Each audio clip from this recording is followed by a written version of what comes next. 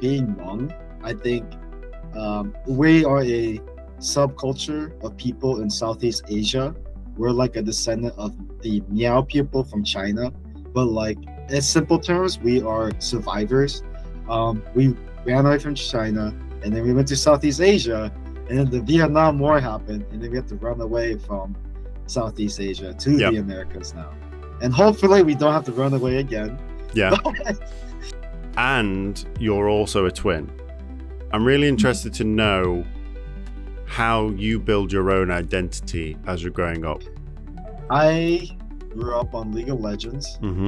A disgusting game. Have so many mechanics like Chase, Irelia, Camille, Jax, and like these small interactions that they have with each other was like really exciting. But if you play like Riven, I think you're a champion abuser. One trick pony. I'm gonna just say it right here. As a kid, I loved drawing, and that was the way I expressed myself.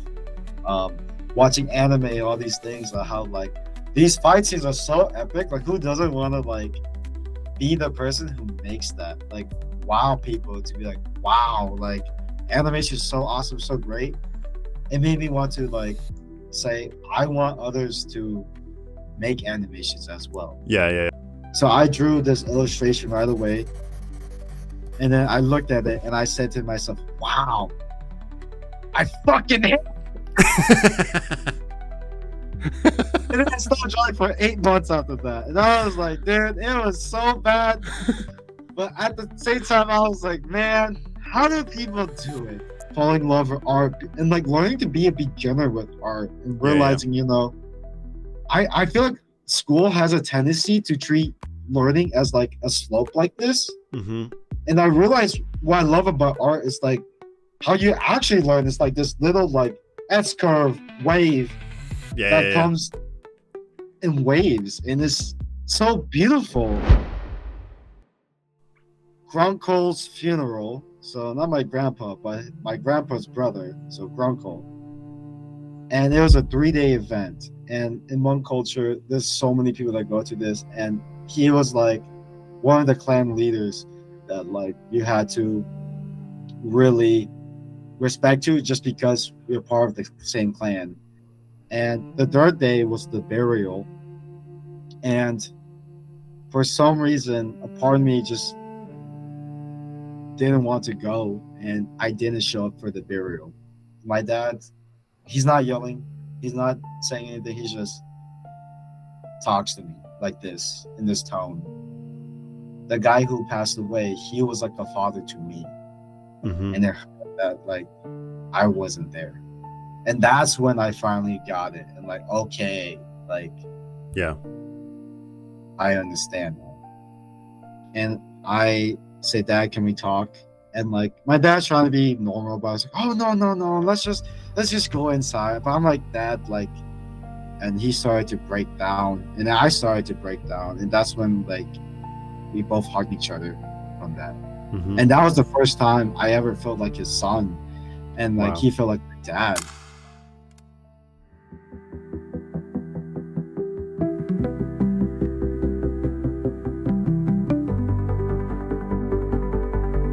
Hello everyone, and welcome back again to the Sonderverse show. Today we are in episode 5 of season 2. Today we have Nia, who is our lovely guest for today's discussion. He has been referred onto the show by Tyler Edward, who we talked about his film studies at Bethany Lutheran College. And yes, Nia, you are our 5th guest of season 2. We are closing in on the end of the 6 degrees of separation for this season. And we're very excited to hear your story today, and we're going to be excited to who you bring on as our 6th guest. But today it's all about you, Nia. So if you would like to give a little bit of an introduction about yourself before we jump into the conversation. Hi guys, my name is Nia Lor. I am a Hmong artist, but I'm mostly focused in animation and some character illustrations as well. I kind of am a beginner artist, so I'm kind of like throwing myself at as many walls as possible.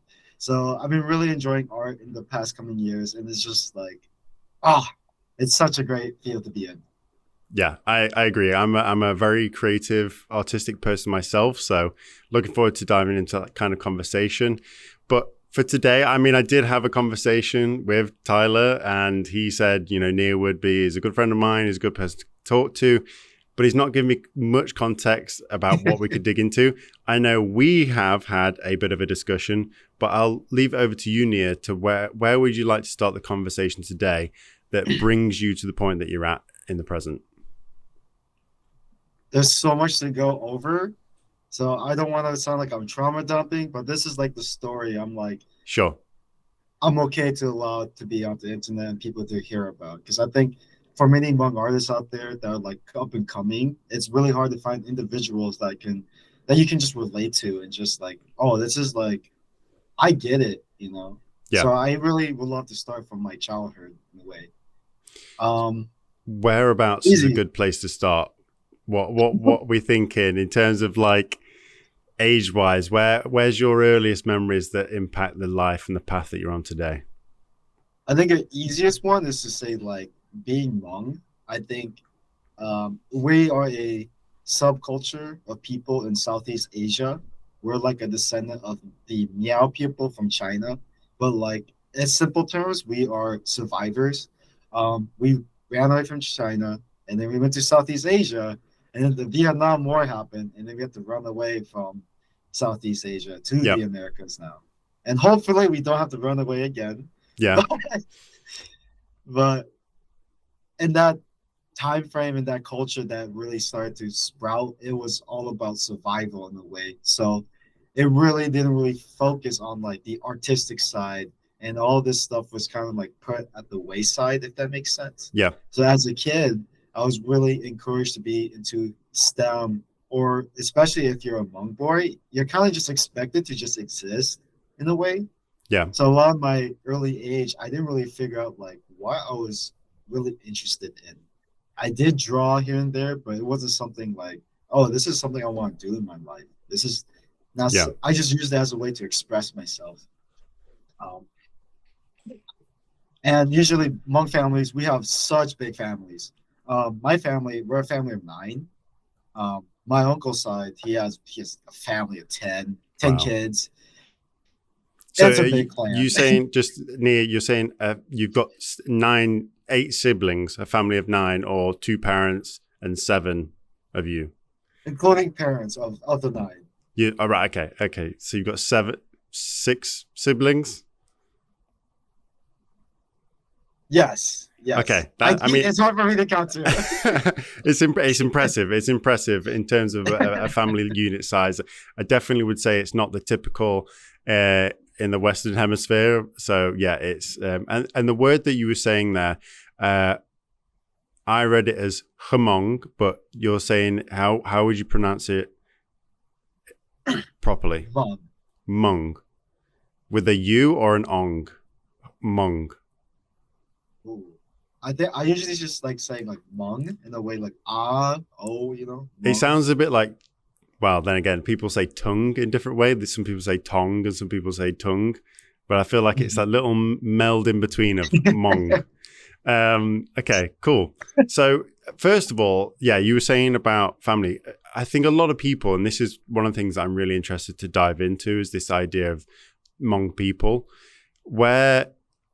Can you give us some context? I know you said it's people that are from China, did you say, and then moved further and further.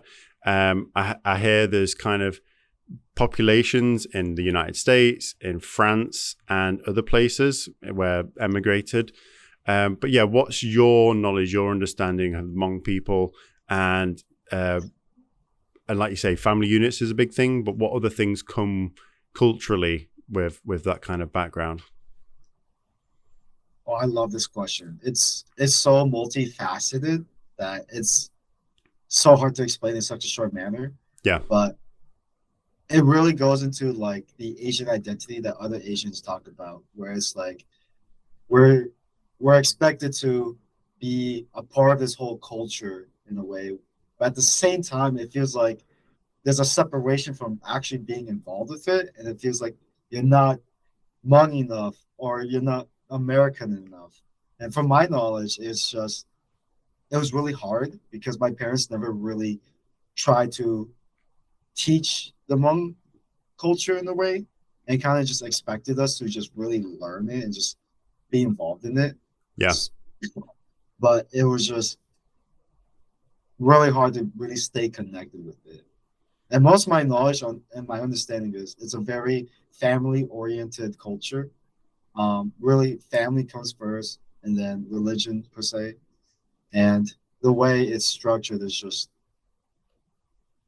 the elders come first, and then that's how it really goes. Usually, it's patriarchal, and Yeah. it's in a way like a pyramid. Mm-hmm. Trying to think. Can you rephrase the question again? So I was just thinking in terms of like culturally, what are the differences, would you say, or what are unique about the Hmong people? Even for the ones that have emigrated to different places. I know you're saying now you're on the right lines of the kind of things that I'm trying to dig into, is like that, the patriarchal or hierarchy based. I know as you get more Western, it's more kind of egalitarian.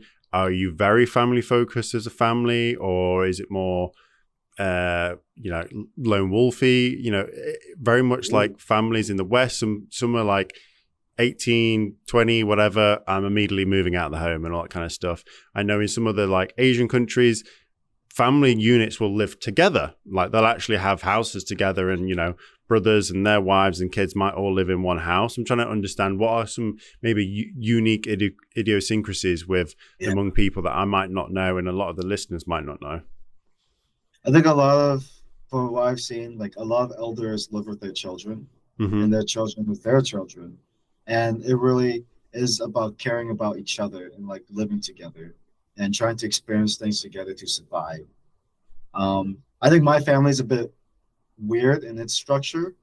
My parents weren't around as much at the house, so the siblings have to take up most of the mantle of being a parent. And I think a lot of Hmong people say the same thing. Like a lot of like the kids and like are the ones who really have to take up that mantle themselves to like raise like the new generation in this era. I think so many times I had this conversation where it's like it really feels like we have to really learn how to be American. And I get it. It's like they're different country. They moved from a different country, but it's really hard to really understand what does it mean to be Hmong American, because we're asking ourselves that question. Yeah, the same question. Yeah.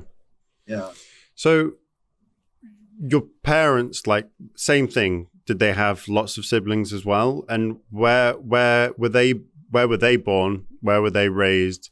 Did they move over here? Were they already here? Like, I'm trying to understand that kind of train of connection of where it seems like there's a heavy exploration of identity, even through some of the stuff that we've talked about. So where were their backgrounds? Where did they start off? And then trying to understand how that's kind of like linked into you, and then the behaviors, because people always say like they always sometimes get the behaviors from their parents, and then it's imitation. Even if you're not even actively trying, sometimes it's subconscious. So like, I'm wondering, were they born in a different country to where you were born? Just interested, and did they have the same size kind of family units? So they were born in Southeast Asia, I think either in Vietnam or Thailand. I'm not specifically sure, but they live in the jungle, so they had to like learn to be an adult like since the womb, basically. My mom, she told me she had to like kill chickens when she was like 3 years old, 4 years old. Wow. And she's like, yeah, I would just like hold them down and like cut their necks and then we just eat it. I'm like, okay, mom, like that's okay. I go down to the local shop and I buy it already pre-plucked and killed. It's that, Right. There's a complete difference. Yeah. I'm just learning more. It's like, yeah, they have so much big families in that, they really use each other to really help raise like the farm and like all these vegetations to make sure this village survives. And so they separated themselves by clan names, by their last names. So for us, I'm a Lor, so we're the Lor clan. I think there's like 18 different clans, which is a lot, but I mostly know a lot of Zhangs and Yangs. but we're so they're oh I'm trying to think. There's a lot to dig into. I can tell, like, there's different tangents Yeah. you could go down, basically. So, But they were born and raised in South Asia, South Asia, Southeast Asia, Southeast Asia. Yeah. Do you know at what point they kind of emigrated over to here? Vietnam here. War. I'm in the UK, so not over here. Over to you. Sorry, where you live. The Vietnam War was like the pivotal point of where like the Hmong refuge came to Americas. Yeah. And they would tell us the main story of how like they had to cross this mile-long river called the Mekong River to the refugee camps in the America that will take them to America. Yeah. And they loved calling this the Secret War. Mm-hmm. And that's what a lot of Hmong veterans really were involved in, and they really love to really share that history and like represent like this is our involvement with the United States and how like the CIA trained us to really fight the Viet Cong, the North Vietnamese. Yeah. So your siblings then, what's the breakup between brothers, sisters? Who's the eldest? I know that you mentioned that you are the third youngest, right? So who's the oldest? Who's the kind of the one that's got their head screwed on in the family as such? So I think the interesting part about our family is that we have a subset of each siblings that occurred in each birth. So my first older half siblings were my mom and a different husband, and they are like 9, 8, 7 years older than me. And then she left that husband and found my dad. And then she had me and the other 4 kids. Mm-hmm. So that's a second set of children. Yep. And then 10 years later, if I think, or 11 years, we had baby PJ, the most spoiled baby rat kid I've ever seen. But I love him, guys. I love him. Yeah. He doesn't have a set of kids to be around, so it's just really hard for him when he has to like, oh man, you guys are all older than us. Yeah. So you're the third youngest. How old, if you don't mind me asking, Nia? I keep forgetting. It gets to that point 2003. sometimes. It's 2026. So I'm 23. 23. Okay. Yes. So you've grown up and you're saying that you were kind of in a way also raised by siblings at the same time, like they kind of became pseudo parents. Is that what you're kind of mentioning in a way? And how, so your eldest, you say older hat siblings? Is that what you're saying? Older hat, is that, they're like half siblings in a sense. It's a deeply personal question, but in your mind, they are siblings as such. Like yes, some people 100%. Say like, oh yeah, he's my half brother or half sister. I've got a brother that's a half brother, but he's my brother. Like I wouldn't use that distinguishment of like half what he's like. He's my brother, no matter what kind of thing. Lived with him, brought up with him, love him as so that kind of thing. So is it older brother, older sister, 2 brothers, 2 sisters? Okay. We're gonna keep track of this. Yeah. My older sister is Jua. Mm-hmm. First older brother is Chuyang. My second older brother is Mo. So that's the first set. And then this set, including me, it owns Porky, and then there's me and my twin brother, and then little PJ. That's the last set. Oh, that's interesting. I did not know you had a twin brother as well. Yeah, I have a twin as well. Wow. Okay. There's so many different angles we could go into. So, but we won't because we could be on it for all day. But I'm interested with that among people where you're saying like the patriarchal. Was there any kind of you said that your eldest sister is the eldest. So how does that hierarchy play in terms of like, is she the wisest one or the eldest brother? Like, how does that play? I think I'm the eldest brother. I'm the eldest brother. So I'm in a way take responsibility for like my younger sister, my younger brother. So like I play that role and I love playing that role. Who's the looks after everyone kind of sibling? Have you got one of them? Is it you? A lot. Maybe for PJ. For PJ. It's okay. This is so okay. Because the siblings like raised each other in a way. In a way, we don't really have like a specific designated person that is like, oh, we all go up to. Yeah.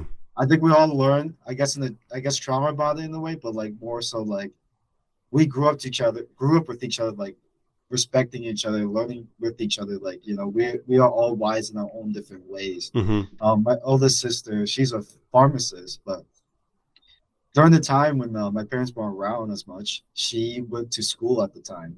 So Mm-hmm. she wasn't as involved with like taking care of the kids as much. Yeah. So my second older brother, Yep. he took up the mantle to like, okay, guys, like we have the same parents. He understands what we're going through. Yeah. Understands like how like our parents aren't involved as much, are around as much, doesn't really spread the culture as much as possible. He's like,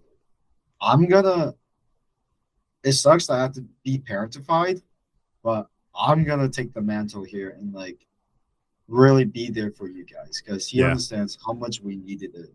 Mm-hmm. And then my second older sister, especially in Hmong culture, since it's patriarchal, in a way they really put pressure on the woman to really help raise the kids and be involved in the house. So she was also like forced to be like a mom in a way at like 11 years old. It's just like, and it's crazy, yeah, to be fair. She had to like grow up so fast, and like to her in a way it was very unfair because it was just like sometimes she just wants to just exist, you know. Also be a child and grow up and yeah. So is that again, it's like you said, like survivor mode, like you was already into surviving together, looking after mode already growing up. There's a big contingent of siblings there. So, and you're also a twin. I'm really interested to know how you build your own identity as you're growing up. What were the things that you were into? How did you start to figure out your place, not only within the family unit, but also how you've start to understand your culture? How have you navigated that growing up? And when would you say was the earliest context that you started to really ponder these kind of things? Or did it ever really kind of play a part? Or have you retrospectively, as you've got older, wiser, started to spread more into the world, you've thought back and gone, okay, that was different how I had to discover myself and all that kind of stuff?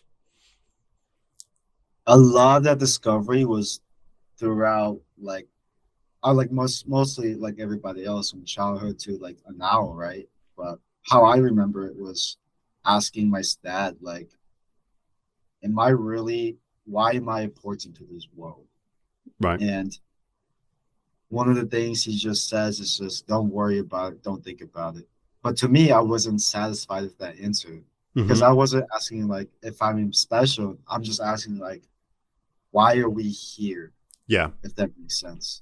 And so in the way that really developed like into my subconscious, like what does it mean to be present and being available to people in a helpful manner? Yeah.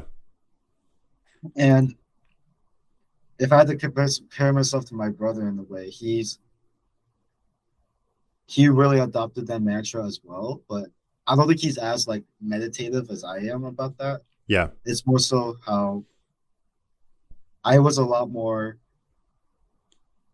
active as a child, if that makes sense, like proactive and like trying to be involved as much and trying to like help out. And I think Yeah. that I felt guilty in a way where I felt like a lot of the attention, the charisma gravitated towards me because of that, and where he had to like,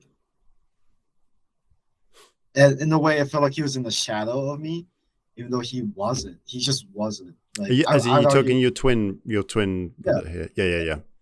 And like I would say I think now I'm so proud of him now. Like he's his like own person and like so great. I'm so glad that his life is so different and just so proud of that. I'm glad like that childhood where it felt like it felt pressure to be something Yeah. wasn't lifted onto him as much. Yeah, yeah, yeah. Um,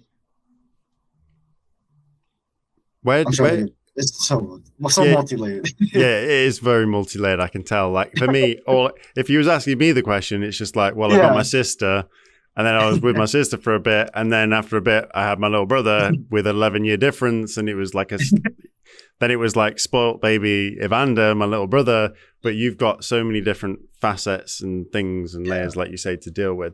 But focusing and honing on you, what did you enjoy growing up? What gave you that happiness? And I think you like me, a bit of a gamer.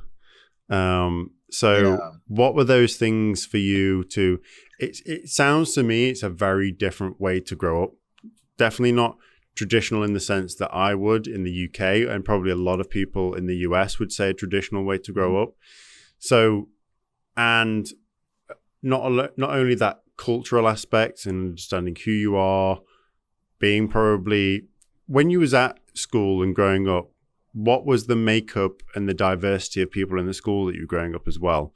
Were you, I know, was there a lot of traditionally white kids in your school, or was it a diverse mix of individuals? How included did you feel, or separated also in them kind of settings? When we spoke to, I don't know if you would have seen the episode, but the first person of this season was Julia.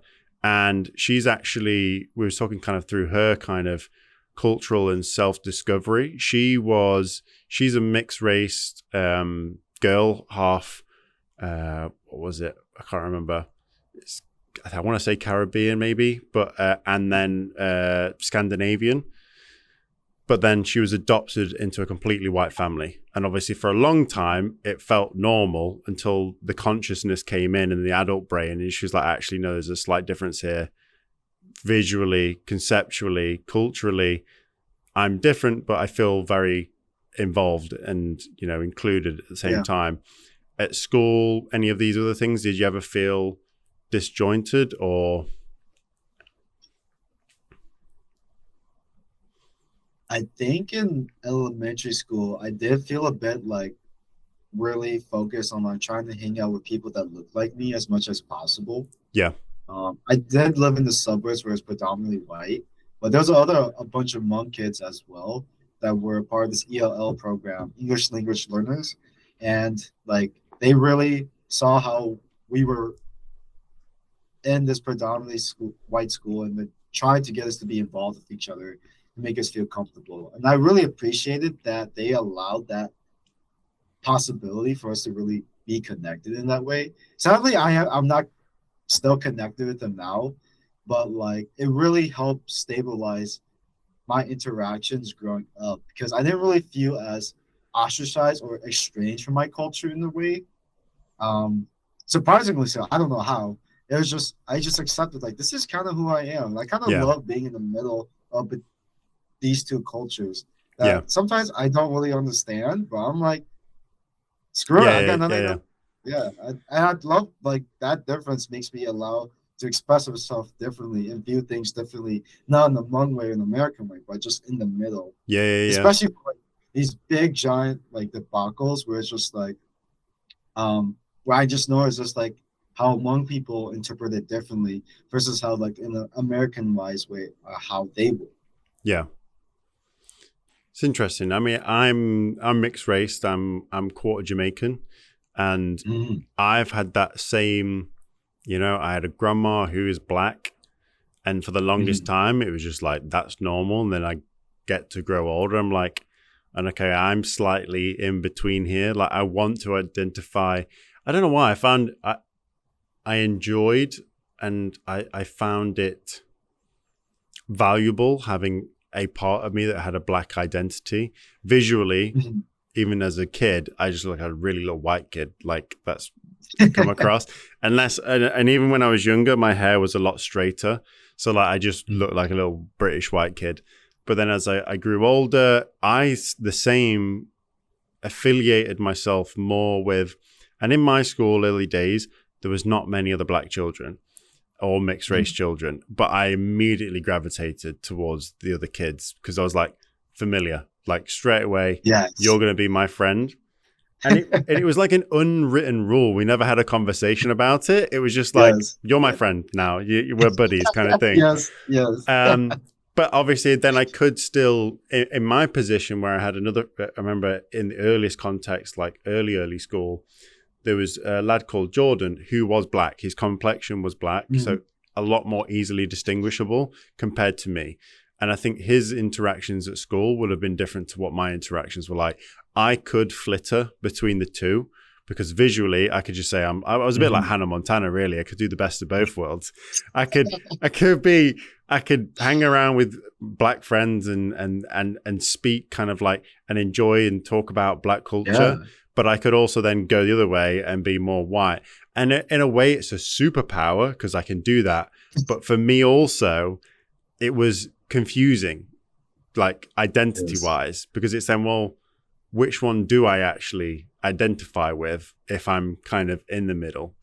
But for you, you are through and throughout Hmong. So like, there's no. But you're saying that you was not ostracized. You could go between the different groups of people and kind of really kind of meld into whatever friendship groups you wanted, but you did have that familiarity with like for like kind of thing. So yeah, growing up, nothing to kind of you weren't isolated. Growing up was kind of normal in schools, would you say then? Nothing stood out as mega negative, would you say? Just kind of it was relatively all right. I didn't let it affect me. Yeah. In a way where it's just like, oh, this is like affects how I'm gonna socialize with you. I'm like, no, it's fine. Yeah. Well, you say you're quite a charismatic kid as well, though. You said so. So you say you were you a bit of a joker at school? Were you kind of like the easy to get on with as well?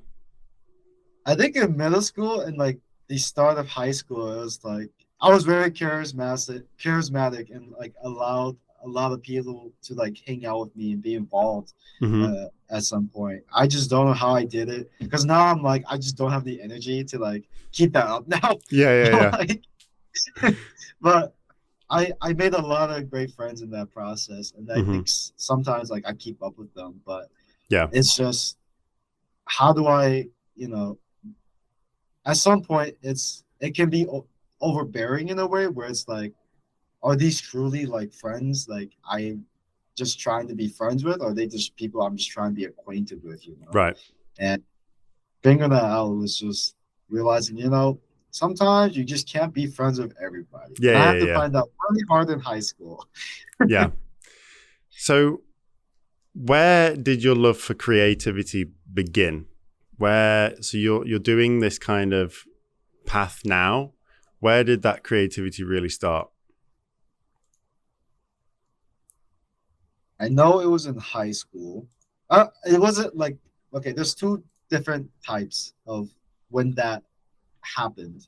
One is before I came back to Bethany, and one was during in high school. In high school, it was during my time when I was trying to become a esports professional, or I created a esports club at my high school. Yeah. And a lot of the creativity aspects that came from was like, let's organize this club. How are we going to do that? And a lot of it was like, okay, we're going to create this logo. We're going to create this on Discord, how we're gonna have something so consistent that it's reflective of our high school and our values. Yeah. And it was so exciting to me. I was like, "Ooh, this is like really fun." But I think a lot of the issues that I did with that was like I carried too much of the burden of trying to put everything together, Yeah. and it was like really like crushing me. And I still do that to this day. But like in high school, it was horrible because it was just like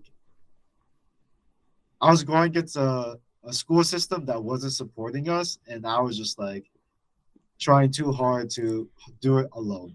Fighting Fighting an uphill battle by yourself, basically. Yeah. But that creative people do that. Like they get a vision, they get something that they get hooked on and passionate. And sometimes they will beat themselves up massively just to try and strive to get towards it.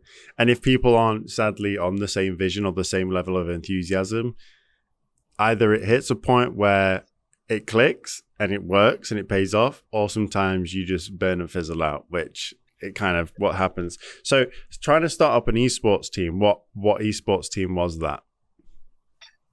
I grew up on League of Legends. Mm-hmm. A disgusting game. Do you still play? I actually don't anymore. But do you not? But everyone always says you never truly quit LOL, so. Yeah, that's true. That's true. It's just, well, there's gonna be a day where it's like, oh, it's gonna puppeteer me. Just one more game. Just one more game. Yeah, it's such a long journey with the game. I've been playing for 9 years, and it's weird because it's a video game, but when you take it to a serious level, it becomes much more real and like wow, like sometimes you just forget like how much you're willing to sacrifice for something, and there's so much to say about that.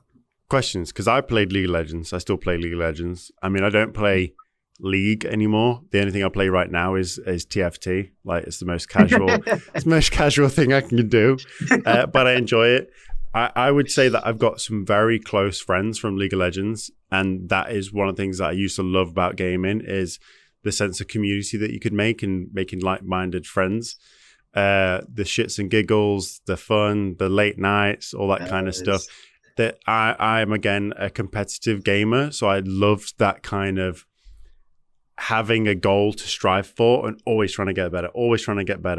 I used to love that dopamine chase that was always on. So go on, let's whilst we're out here, and you know we're probably going to switch people off with this conversation, but I don't care because it's our conversation. Right, what was your role? What did you like playing? What are some of your favorite characters for League of Legends?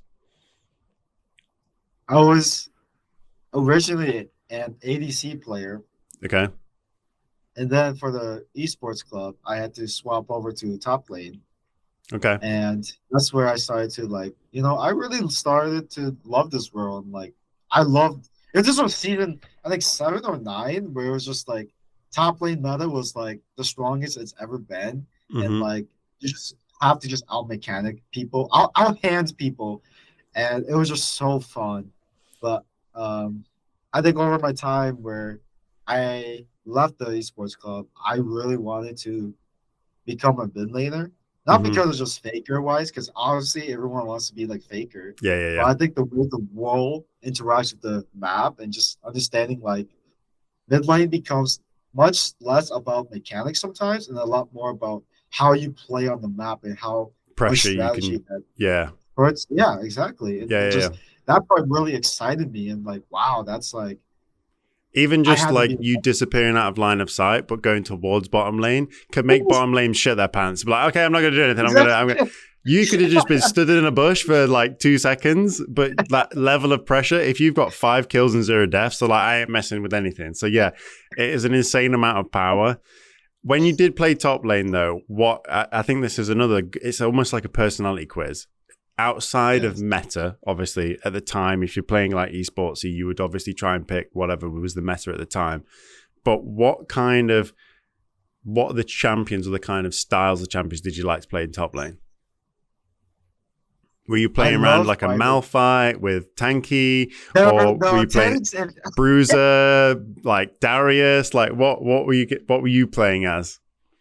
I think this is when Conqueror had like true damage. So like if you play tank, Hmm. like I think you were like reported in Champ Select, and it was just like it was like if you play tank, you were telling everybody in Champ This Select that guy's you are the trolling. weakest player. Yeah, it was so bad playing tank in that season, and it was just I love playing fighters because of that. Right. It was just playing and trying to like have so many mechanics like Chase, Irelia, Camille, Jax, and like these small interactions that they have with each other was like really exciting. Yeah. But if you play like Riven, I think you're a champion abuser, one trick pony. I'm gonna Yeah. just say it right here. I don't know But if they're just broken champion. Get it out of the game, please. but you so it sounds like as well you like a champion that is good but also has a skill ceiling that can go quite high where you can get really really good. I don't know what Irelia was like in season 9, but I know like Irelia now, like to be really good you can get certain kind of combos in to do a shitload of damage very very fast. The whole mechanics with like Jace, you've got the 2 different sets. Like there's a lot there that you've got to compute in the head. When I used to play World of Warcraft, I loved playing a paladin because you could play so many different things whilst playing a war. I loved that. I have a brain where I just love being overwhelmed. Like I need to be thinking at 100% of the capacity of my brain to be super immersed and engrossed in the game.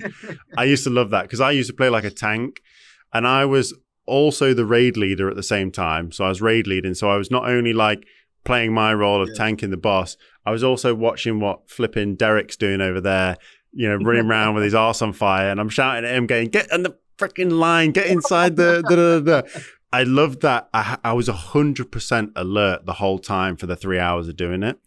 And I don't know what it is about my brain. I used to love that. Like just being fully wired for hours and hours and hours was probably not healthy, but it was a ton of fun. Alive. I felt alive. Yeah, I felt alive. Yes. I find it interesting. Again, like I don't know what it is. I think it does say a lot about your personality, what you pick. Like I always find it bizarre when people would play like one tricks. Like how can you how can you play Riven for 3,000 games? I don't know. But it shows you the different personalities of people even within a game. It's crazy. I had ADHD. I'd be like, oh my God, that's it. I'm a Teemo main. And then I've played 5 games and I'm like, nah, I'm something else now. This is shit. I'm changing. Get it in the bin. I'm not playing that anymore. But yeah. Especially if they're a one trick with a negative win rate. It's like I say much, but it's just I think you need to drop the champion. Yeah.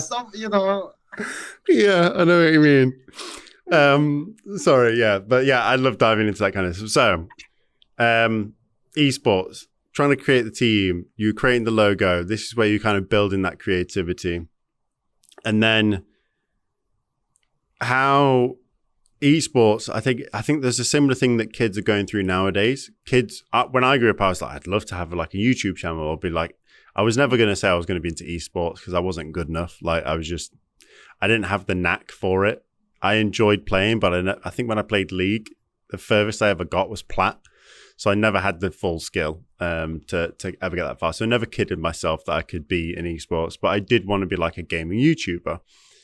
And it was always seen, and I wish now I carried on, because the amount of people now that make obscene amounts of money just from playing, flipping, streaming and all that kind of stuff. But it was never seen as a job. And obviously I did well in science, I did well in maths and all this kind of stuff. So I was like, I have to follow the traditional path. And I went into STEM and I did a science degree and I just enjoyed the games on the side. You're trying to go full head into esports. And if you're saying you've got traditional Hmong family and it's like, you've just got to survive, you've got to get through this stuff.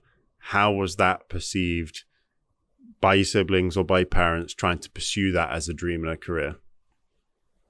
I think, I love this. I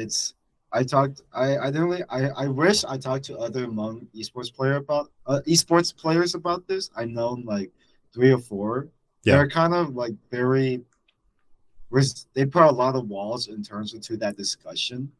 But how I really view it, it's just a lot of we call them Hmong OGs.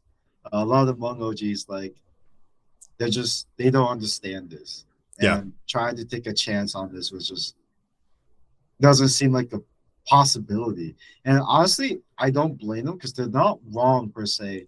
No, after being in the industry for a bit and like understanding like some of the small minute details of how you get to like LCS, LEC, and all that stuff, it's just like it's such a tough road. And trying to be a creative. Well, at the start, I wasn't a creative. I did the same thing.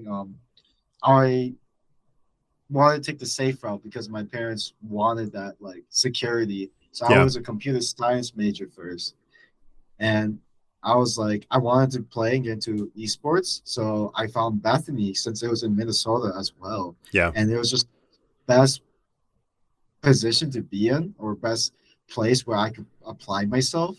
But it's about realizing like sometimes these fields aren't places that you could really excel in as much as you thought it would, if that makes sense. Yeah. Yeah. And it sucked too because my, and trying to get into esports and just having parents that just aren't supportive, and then everybody around it just doesn't share the same values in it as well. It's just it hurts so much trying to be involved in this thing, but it just wasn't going the way it was planning to. Yeah. And Yeah. Yeah. it sucked. Yeah. I know. I know. There's a lot of stereotypes of like Asian children have to do all the STEM or have to do maths because it was traditionally seen as like that's where you're going to earn the money in the future. So like have good money, have good pay, look after the family, da da da.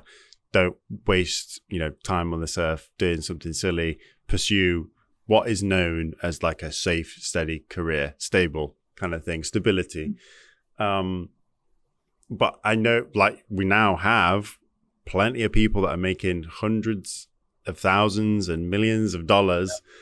I know that there's like some parents that will like, I'm going to force my kid to be a world-class soccer player. Like I'm going to teach them so much, or golf or whatever it is. Like my kid's going to be a sports prodigy, whether they like it or not kind of thing. I'm wondering if in the future, like our generation will have kids and be like, you're going to be an esports kid or a YouTuber. Like you're going to play Mario Kart every day and become the best Mario Kart player in the world, whether you like That's it or not. something I would do, honestly. Like I'm gonna tell like, hey man, Fortnite's kind of crazy right now. Try to get the top one, bro. Yeah. And he's like, no, I want to be a mathematician, Dad. Leave me alone. You played Fortnite till 5 a.m. And then the cycle goes and repeat. Yeah. Get him on the aim bot every morning, just like you're not doing your homework, son. You need 100% accuracy, or you're not getting any sweets. But yeah, so so the esports died off, and then when did that die off? Did that die off in high school or when you went to Bethany? Yeah, my first year of Bethany, second semester. I think one of the things I saw was like, there's this guy. He was rank 1 in China, rank 1 in Europe on 200 ping. By the way, 200 ping. Wow. Okay. Came to America, rank 1 in the span of 2 months. And then I saw how much effort that went in, and how much, even though with all that effort, he wasn't placed in the pro scene. Oh, wow. Okay. How does that make sense, right? Yeah. He did get scouted. So this is a little bit beyond the year I'm talking about. So he did get scouted. Mm-hmm. And then once he was scouted, he was placed in like these assistant teams. I forgot the sister teams. I forgot. It's like the academy. Yeah. And then academy closed in LA. And so now he was just like, what now? So he had to go back to college. And then after that, it was just like, what do I do now? He goes back to pro scene, and then he gets shafted in pro scene because the way how pro level is, it's a lot more different. I wouldn't say he was a bad player per se, but I think how team dynamics work Yeah, yeah, and yeah. like how since he was technically a beginner Mm-hmm. or a youngster, they didn't really allow him to have enough agency. And then now they replaced him, and now he's out of the scene now. And it's just like, how how why should I put so much effort into this thing when the most qualified guy that I have ever seen couldn't even Couldn't make it? even make it. Yeah, yeah. It's so insane to me. I think about that. Like, so how far did you get into that exploration? Is it again? You think that there's like it's who you rub shoulders with, or who you know in a network, or is it anything like you've got the money to kind of get your way into that esports, or is it again, I've got these 3 guys on the team already, we get on really well, we play games together regularly, we're already a cohesive unit? Is it that? Or because you would think, say obviously if Faker was just a free agent, like regardless probably even of his like probably with his cohesiveness with teamwork, you'd need that still with the game like League of Legends, but like they would take them in anywhere. So you would think anyone who's got that level of skill and determination to get to that level, the hours and the discipline and the skill that you would have to have is quite a lot. So it is interesting to get that. But I also think, like, for example, like Formula One, the barrier to entry for some of these things, like you either had to have rich parents that could pay you to get in there in the first place. And then even if you did get in there and you was good, you might get overseen by someone else because, again, their parents rubbed shoulders with someone else's parents, and then they got fast tracked and chosen unfairly over someone else. So, do you think it's that, or just because for whatever reason they just didn't fit into that team or whatever and that kind of stuff? I think it's a bit of both. Yeah. I think the first easiest way is to really get known in the industry is by solo queue.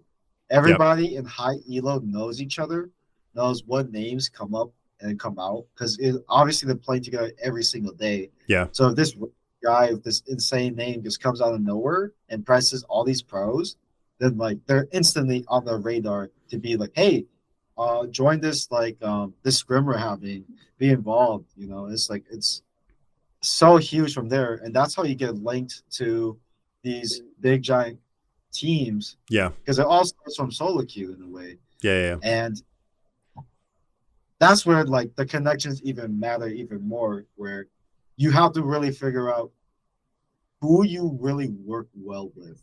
Yeah, I think sometimes in collegiate you can find the right people because you might be around the same age range, but from my experience at Bethany, like there's a lot of different league players that are in their 30s and late 20s that are still wanting to be part of this esports thingy and be a pro. Yeah. That just come into these teams, and like if you're a beginner and like someone who's getting into it, it's really hard to like really stay connected with how they interact. Because for me personally, it was just I feel like I didn't really fit into that culture as much as I thought I would. It felt, especially at Bethany, it felt too much like a frat house, which I didn't really mind. But like, I think if you love that and being part of esports, then I think it was great for you. But I think for me, it just didn't fit. Yeah. And so I think that applies all the way up to the pro scene. Like, it's really how you really vibe off to, if that makes sense. Yeah, I guess it's politicking as well. Like there's you got to play the game in a way. Like if you're not into that kind of thing, and even if it's just down to contracts or team cohesiveness, and it's just like kind of playing that social game also, like the social politics of stuff. I imagine that's a lot of it. And when you get anything that becomes high stakes, you've got to be a certain type of person. So I guess you kind of that demoralized you seeing that person not even make it or not get close. Was that something that demoralized you away from the like, well, do you know what? I'll just what's the point of me chasing this? Maybe it's the wrong rabbit hole to go down, kind of thing. Exactly, and it really scared me in a way. Like, I put so much of my life into this.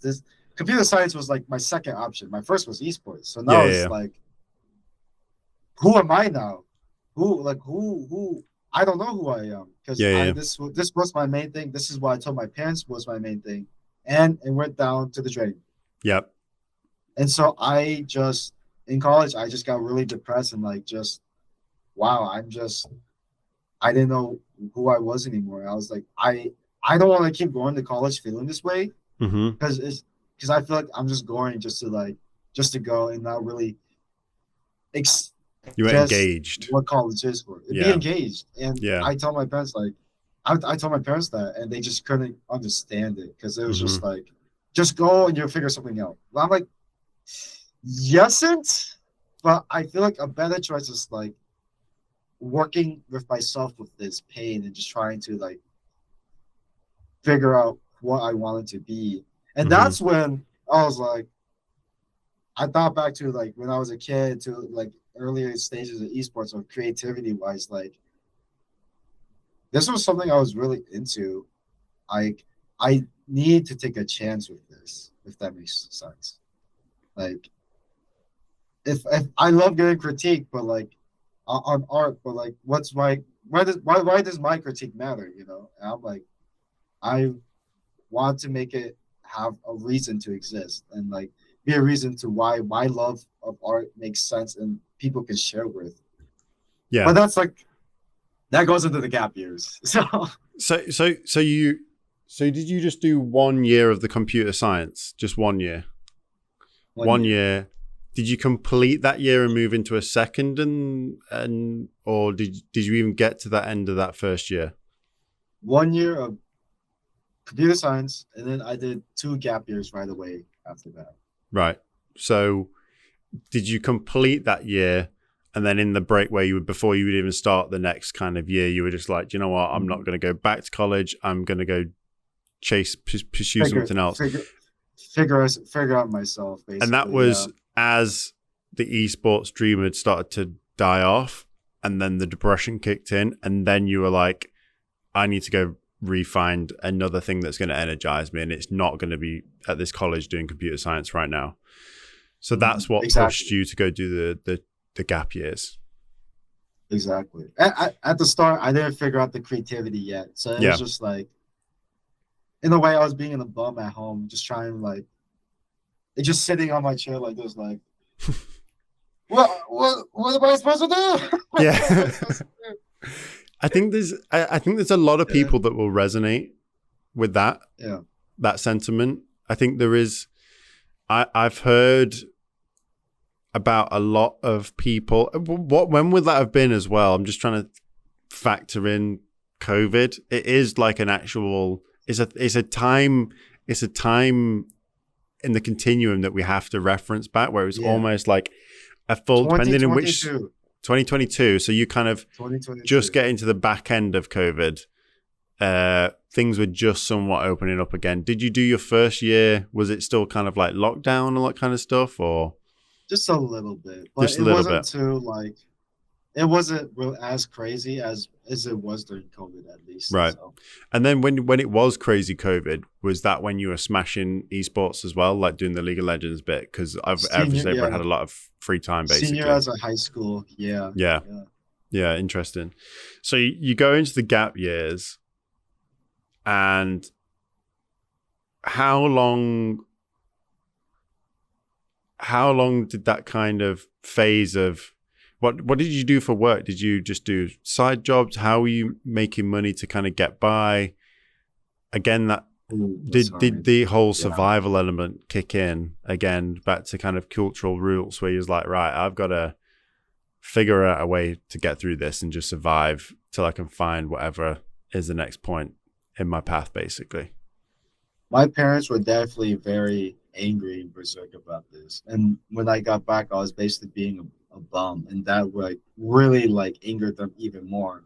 So you moved And back. I moved back home Okay. after that. And all my other siblings were in college or out of the house. So it was literally just me at the house. So trying to figure that out and like, I need to really like, how do I survive in a way where that isn't really impeding others. So I'm trying to think. So I think that's when my parents, when they were really angry, like they were trying to find me a job in a way. And I wasn't necessarily against getting a job. I was just really scared of getting a job and like staying there forever, if that makes sense. Yeah, being locked Because in. and I was scared because I was scared of that because I was scared that I didn't like I was still trying to figure out what I was after all that. Mm-hmm. And to jump in right away to the workforce was like, oh, like just bearing all my emotions down right away.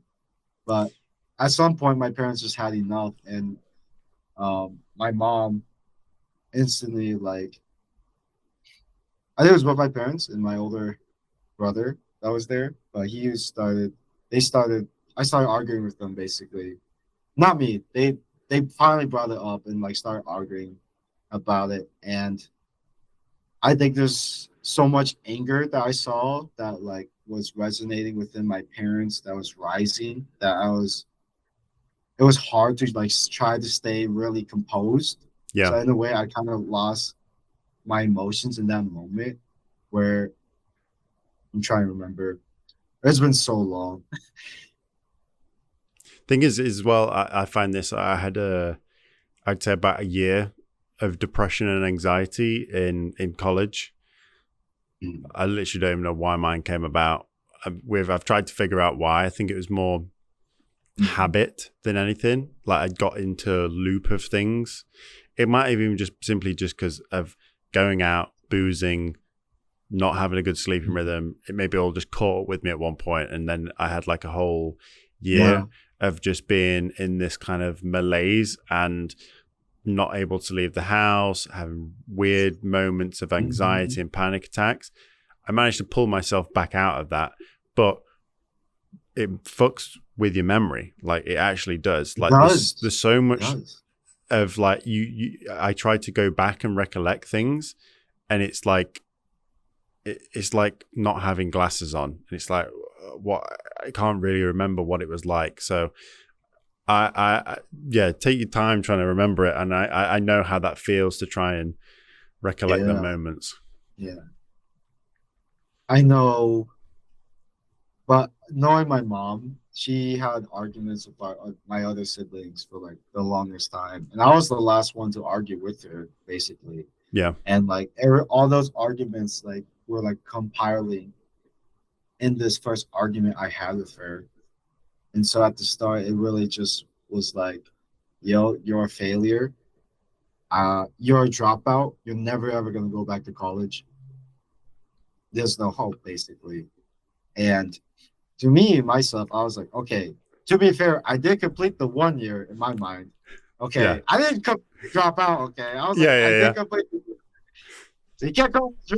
yeah. So, but at the same time, like, okay, I knew you already had these feelings, Yeah. but at the same time, I'm like, you're not. My emotional support right now cannot be you because the only thing you're focused on is just like the next course of action, the Yeah. survival mode. Yeah. And you're not wrong. You're not wrong. Okay.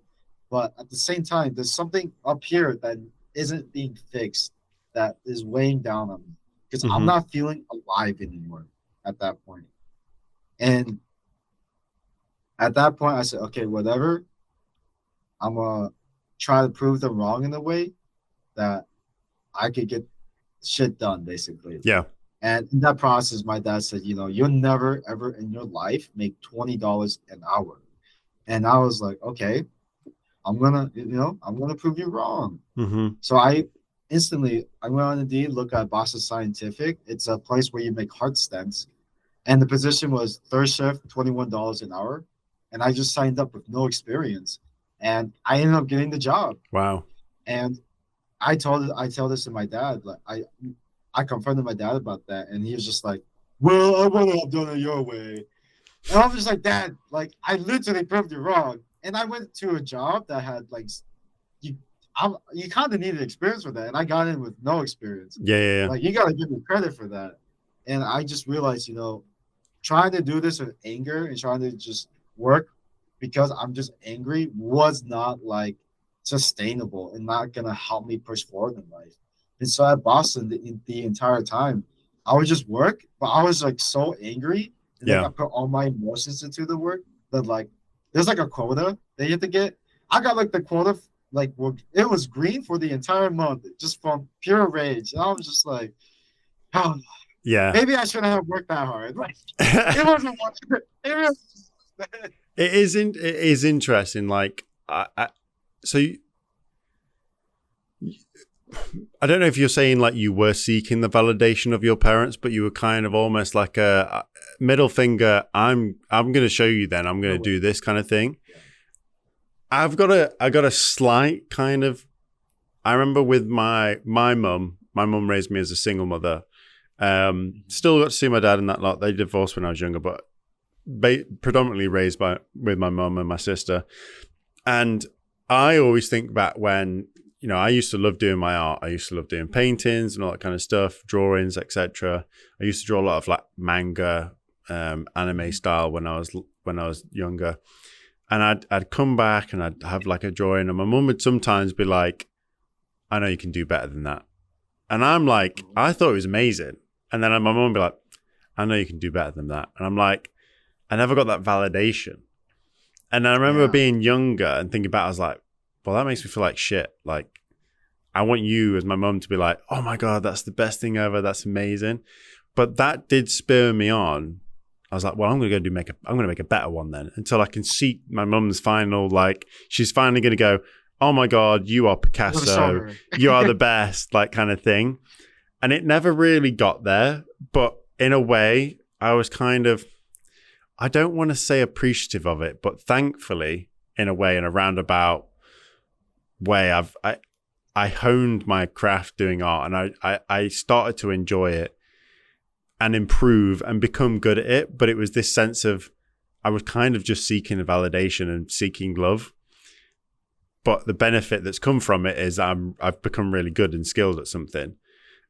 You've kind of, in a way, gone, well, either middle finger or why can't you at least just be like, well done, give me a pat on the back for once in my life. Like, I know I didn't turn out the way you wanted it to turn out for me, but now I've gone and got a job, and now all you're going to say is like, well, I wouldn't have done it that way, or something like that. Like, fucking give me a break kind of thing.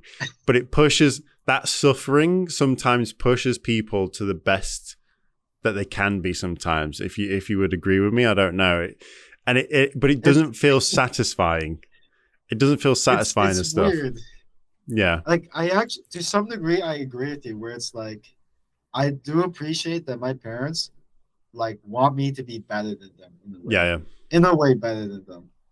But I think what hurts is just not seeing them having the capacity to really reflect and understand, like, this is a very human moment where it's not about proving them wrong. It's like, I'm trying to like say, I deserve to exist. What I'm doing matters in a way. Yeah. And find like purpose, basically. And in a way, every time it just felt like, well, if I talk about it to them, it's like, what you're doing isn't purposeful, or it doesn't matter, and it's just hurt, Mm-hmm. And like, I really felt that so much when like there was during my high school graduation, and like they both didn't show up for that, and it hurt a lot because at first I didn't let it, I thought I didn't really I thought I wasn't hurt about it, I was like, okay, it's whatever, they just didn't show up. It's okay. It's okay. Yeah. And then during these gap years, I think those emotions started to really like grow and develop more into this. And like, and not really in terms of hatred, in terms of just like, I was so disappointed in who they were. Yeah. And how they weren't trying to, I don't know how to word it. I want to say be a parent, but like,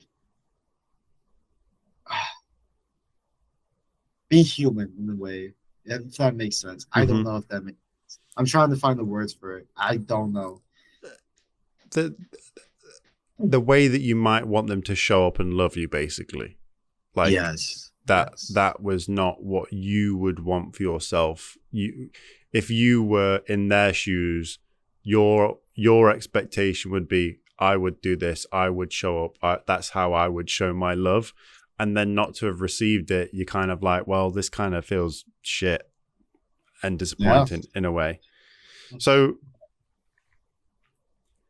do you know, was it purely just like that 2 gap year, the rumination that got you to that point? Do you know anything that kind of either you're watching or consuming, like books wise, anything that really kind of got you into that mind state of like, that started to do that level of, you know, backtracking and understanding and kind of going through the motions and kind of looking back, and hindsight is 2020, work through these things? Or did it just kind of somehow click into your brain one day as like, these things are just like, these have deeply affected me? It's both, actually. I think in the past, like recognizing, like as a kid, I loved drawing, and that was the way I expressed myself. Watching anime, all these things, like how like these fight scenes are so epic. Like, who doesn't want to like be the person who makes that? Like, wow, people to be like, wow, like animation is so awesome, so great. It made me want to like say, I want others to make animations as well. Yeah. I think there's like so many specific animes and other things like Gurren Lagann. I think that one's like one of my classics of all time. I know Demon Slayer in recent memory for its amazing choreography and animation wise. There's so many. I should have like a list of them, but there's just so much out there. It's just I love anime, like, and I know not everyone understands it because they see it as a cartoon. But someone, I think, who appreciates art, appreciates story, and I think that's what it's almost like. Game of Thrones. Like, people would not traditionally probably watch something that's like swords and bows and arrows, but everyone always used to say, just watch season 1, and then once you actually look past like the aesthetics of it and you get drawn into the story and the drama and the politics, oh my God, this is a great show. I think the same for a lot of animes. As long as you pick the right one, you get someone watching it enough, they actually understand the story and what is being told here as an overarching narrative. People can really love anime and be turned on to like, actually, this is great. Like, and for me, my earliest memories, obviously the more dumbed down kiddie kind of animes, Naruto Shippuden, used to love that to death. Oh, like, yes. favorite. Avatar, The Last Airbender, Avatar, Legend of Aang. And I think, honestly, as a kid watching it, and I think this is where I got a lot of wisdom just by osmosis. Like, I absorbed it from watching these shows as a kid. Like Naruto, what's it all about? A kid that's had massive loss, lots of suffering. He's an outsider, but he keeps pushing, and he's got friends, and he has loyalty, and the whole main like bad guy for the longest bit is called Pain, for God's sake. It's all about fighting pain and suffering and living in a world and striving to get through that. And what's his goal? He wants to be Hokage one day. He wants to have like these big wild goals. And I'm thinking about how much of that has become embedded in me as part of my soul and my being, living with them stories. And then Avatar, The Last Airbender, same thing. His whole, not species, but like all the airbenders are all gone. He's the last one. Yes. Like, how painful must that be as a child to obviously do that? He's then also got the pressure of like, I've now got to be the flipping Avatar, and I'm going to master all these things over like a short period of time. There's a flipping fire god that wants to kill me and get rid of me. Like, we watch it as little kids and we're like, cool, they're doing firebending. This is cool. I wish I could do that. But no, there's actually like some 42-year-old that wants to murk this kid off and kill him. That's the story. That's what it's all about. Crazy, actually. And my favorite, and I watch it now as an adult, is Uncle Iroh and Zuko. Oh. And to this day, I think Zuko's redemption arc is the pièce de résistance of like storytelling. How he goes from this kind of, I want to, again, seek my father's validation. That's all I'm doing. And it pushes him to become this person that he didn't want to be, and then suddenly something switches, and then he finds his own path, and he fully redeems himself. And it's so beautiful. The scene where the art of him fighting his, where they hug each other and like Uncle Iroh and Uncle Zuko hugging Iroh, each other. but then even like So, the final where he's like fighting his sister, who obviously is still kind of on that path of again seeking the father's validation, and it's making them an ugly person. Honestly, anime it's got so many good parts to it that only when you really analyze it and appreciate it do you understand it. So art is definitely a great expression of, and so many other through lines of suffering and striving and kind of competing with the two at the same time. a recent one that I've been like, I started to reread it is Vagabond. If you've ever heard of it, I've like heard Nia of it, but Lor. I'm not. Yeah. Have you heard of seinen, like the genre seinen before? No. Um, so there's the classic shonen genre, which is basically focused on like the audiences being young teenage boys and like how much of the experience is trying to replicate their time in Japan, if that makes sense. So the easy one would be My Hero Academia, a lot of these player high school anime. But seinen is like it really takes a different approach where it explores how we are as men, as young teenagers up to old age. Easy example would be Vinland Saga, Yeah. which and I've just Berserk, I've which just started also that. I've just started Vinland Saga. Oh, it's great. he has no enemies. And Vagabond is like another aspect to that seinen series, much like Vinland Saga, where Vinland Saga is like you have no enemies, no one's really out to get you, and like trying to be the best version of your life. Whereas Vagabond is much like that, where you're trying to be the best version of your life, but it's also just trying to discover who you are and why are you truly holding the sword for, and Mm-hmm. what is the sword? Mm-hmm. Is it to protect, to kill, or is it to like, is it who you are? And really discovering like, why do you want to live for, basically? Mm-hmm. And I didn't realize that until I started reading it, like rereading it a week ago. I was like, you know what? The first time that I read this, it was just like, oh, sword guy killing another guy. Going through 1 versus 100. Whoa, this is crazy. Yeah. And I didn't realize the amount of subtext that is involved in this. I don't even remember there being a small love story being in it. And I'm like, wait, what? I don't Yeah. ever remember Yeah. this. Yeah. And I think I love reading, like especially seinen, like anime or manga. Like it at first when you watch it, it really felt like you're on the same journey as Thorfinn or Miyamoto Musashi, where it's like you're really going into like, oh, I'm here for the action part. They really, oh, what is this really all about? And then when Mm-hmm. you watch it, you start to really see the vision the author was trying to tell, Yeah. and the wisdom that he wants you to embody. He wants you to be like, I have no enemies. I am the sword. I want to be the one that pivots the heavens and be the one that helps people pave their own way Yeah. and find and discover themselves. I love saying it. It's It's great. I've obviously got to check it out, but yeah, art, anime, these kind of things, when you give them time, it's beautiful, and I love the hidden wisdom that it's taught me over time. So I agree. your passion then. So in this gap year, when was that turning point? When did you kind of start to do the U-turn back out of the depression and find a goal to strive towards again?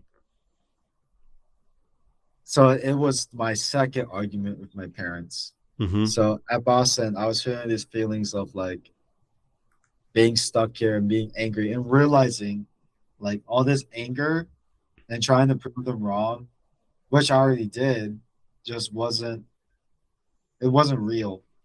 It was Mm-hmm. like I'm really proving nothing to anybody. I think that really like clicked in my head like I need to start living. Let's breathe. Yeah. So I worked there for enough time where I think in the span of 3 months, I made $15,000. And it was just like, I'm going to use this money to self invest into myself. Yeah. So I'm gonna leave Boston, even though it's very abrupt. Like, I need this for my time and myself. And I told my parents that, and they were just like, okay, whatever. My mom said, okay, well, we're gonna charge you rent now. Um, Mm-hmm. her her reasoning wasn't like a very classic example, like, oh, utilities wise, um, oh, we want you to be to grow in the way. It's just like the way she said really irked me, and just I didn't really understand. And Mm. she said, like, in the future, you're gonna end up charging me, so I'm gonna charge you now. Wow. And in my head, it was just like, I know you haven't been at the house as we grew up, and she has this odd perception of who I am as a person. I'm not gonna take this personally, Mm-hmm. and it's very hard not to, especially other people that were put in my position, because it's it's so hard to really be like, your mom charged you, and that was the reason. Yeah, yeah.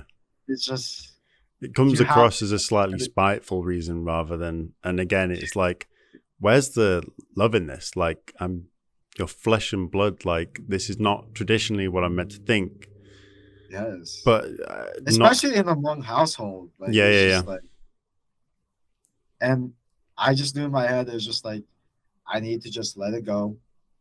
Like, don't let this, don't let this consume you, Yeah, yeah, yeah. And in that time frame, I'm like, I'm gonna take a chance with what I was interested in as a kid and as a high schooler, and I'm gonna send it. So I drew this illustration right away, and then I looked at it and I said to myself, "Wow, I fucking hate." And then I stopped drawing for 8 months after that, and I was like, "Dude, it was so bad." But at the same time, I was like, "Man, how do people do it? Yeah. How I was a beginner artist. Like, I don't know how people fall in love with this thing." And Mm-hmm. in that time frame where I just stopped drawing, I was like, okay, you know what? Let's just like experiment. I created a TFT tournament with just my friends alone. And I was like, hey, you know what? It would be pretty funny if I just like made some like small little commercials for Mm-hmm. fun. Mm-hmm. And me and my brother, I was like, hey, let's just do it. And like we spent like a whole day just creating 4 different commercials that like just didn't even matter, but it was just fun because like why not? Like Yeah, yeah, just yeah. throw it, why not figure it out? And then it was just like it was so funny. It was just so fun. And going back and rereading, not reading, watching anime and stuff, and then okay, like I need to like really get back into this. Yeah, yeah, yeah. How you And then, the illustrations? How you like pen, paper, pencil, or is it like a draw pad, like a digital draw pad? What? How is it? The illustrations. so I really like pencil Okay. at the moment since it's a lot more easier to manage. But I think in my time in Bethany, they forced us to use ink to just draw, and just trying to accept mistakes with ink pens was just like, whoa, this like really forces your brain to just accept failure and accept like not everything is Yeah. perfect. It's so Yeah. weird. So I love to get back into pen drawings. It was great, but hold on, if I could find it, I think a recent illustration that I was like trying to do like a master copy was like this, like if Oh, that makes nice. sense. Is that with pencil? Pencil. That this is I did like a master copy of like one of Vagabond's panels. And I'm like, it was just in a way the way he uses his pen work was just spiritual Yeah. and like intentional, and that's where like art just makes sense to me in a way where, and trying to understand it to now, like being intentional with how you want to represent something. Yeah. Yeah. Yeah. It's an expression, isn't it? It's an expression. So Yeah. you go back into college. So I still need to finish that story. Go Okay, on, go on. You okay, finish okay. the I still story. need Go to on. finish. So I'm figuring out The 8 months. Go Yeah. to Yeah. I go to the little commercial skit for fun. And then it's my grunkle's funeral. So not my grandpa, but my grandpa's brother. So grunkle. And it was a 3-day event. And in Hmong culture, there's so many people that go to this. And he was like one of the clan leaders that like you had to really respect to just because we are part of the same clan. And the hardest part was just like because my parents were around, I didn't feel as involved with the clan, the Hmong culture, and the love for it. So in the first 2 days, like I put myself out there and I really helped out at this funeral as much as I can. And it was really, it kind of, the only thing I heard about it was like, I put out so much more effort than like a lot of like my uncle's Yeah. descendants did. And I was just confused sometimes because I was just like, you know, he's not really, I'm not too descended from this guy. And like, how are you guys not putting as much effort Yeah. and Yeah. being more involved? And the third day was the burial. And for some reason, a part of me just didn't want to go, and I didn't show up for the burial. So I Oh, think wow. that's where I like deserve to be criticized in a way where Mm-hmm. I could have gone when I should have, and Would something that in my is mind that wasn't something that's seen really as registering. disrespectful, or if the fact that you I think didn't in go, or I think in Hmong culture they view it as like disrespectful to like the whole family because when my parents were waiting on me to be there and I wasn't there, they were so devastated by it. And to me, in my head, it was just like, oh, I didn't interact with this guy at all. I didn't talk to him anything. I'm not really directly descended by this guy, so I didn't really feel too attached to my relationship with them. But to them, it was just like I was a monster for doing that. So okay. I got back from a job, and I was at the garage door, and I knew instantly that once I crossed this door, like everything was gonna collapse. So I opened it, and my mom instantly rushes towards me and like saying I was a liar for not being there. And I was just confused. I was like, I didn't, yes, I wasn't there, but I didn't lie about anything. I didn't, Mm-hmm. wasn't, but at the moment, I realized like I didn't want to be at the same emotional range as my first argument with her, just super, just angry and everything. So I was like, okay, I'm just gonna push it down and say, Mom, like I understand what you're saying right now. And I think I just can't feel, I personally can't feel what you're trying to say right now. I think I need time to really feel it like after this because I don't understand it and that's on me. And to her, I feel like I gave my best response to her in that moment. Like, hey, look, like this isn't really, I just can't feel it. And that's on me. Let me figure that out. Yeah. Her, she viewed it as me just running away and like and she was she just lost it there. And this is where everything finally all the arguments from my siblings, all the actions of not being there, of not understanding who we are, collapsed into that person that she was that day. And she just said everything that was on her mind Mm-hmm. that shouldn't have been said. She just started saying, I regret giving birth to you. All you boys are failures. If I die, I will be haunting you.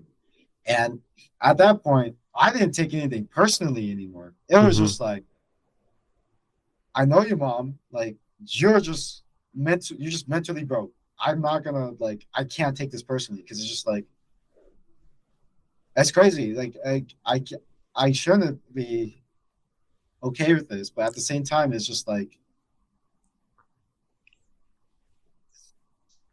whatever I say will never work. You're so angry. I can't I can't be here right now.